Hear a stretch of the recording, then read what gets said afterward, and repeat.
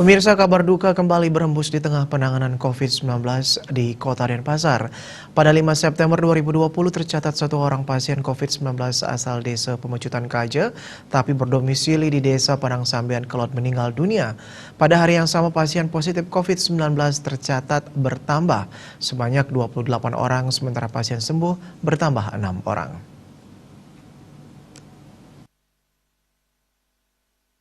Juru bicara gugus tugas percepatan penanganan COVID-19 Denpasar, Ideo Gederai menyampaikan, satu orang pasien COVID-19 dinyatakan meninggal dunia.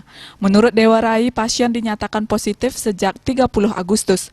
Almarhum meninggal dunia pada 3 September dengan riwayat diabetes melitus. Terkait kasus positif tersebar di 18 desa kelurahan, Dewarai merinci bahwa 18 desa kelurahan yang mencatatkan penambahan kasus positif terbanyak adalah Kelurahan Padang Sambian yang mencapai 4 orang. Peringkat kedua adalah Desa Tegal Harum dan Desa Pemogan yang mencatatkan kasus positif sebanyak 3 orang. Posisi selanjutnya adalah Desa Dangenpuri Kaje, Desa Pemecutan Kelot, dan Kelurahan Pemecutan yang mencatatkan penambahan masing-masing 2 kasus. Sedangkan 12 desa kelurahan lainnya mencatatkan masing-masing 1 kasus positif, yaitu Kelurahan Ubung, Desa Sanur Kauh, Kelurahan Renon, Desa Dangenpuri Kelot, Desa Dangenpuri Kangin, Kelurahan Tonje, Kelurahan Daupuri, Desa Peguyangan Kaje, Kelurahan Peguyangan, Desa Padang Sambian Kelot, Desa Padang Sambian Kaje, dan Desa Daupuri Kelot.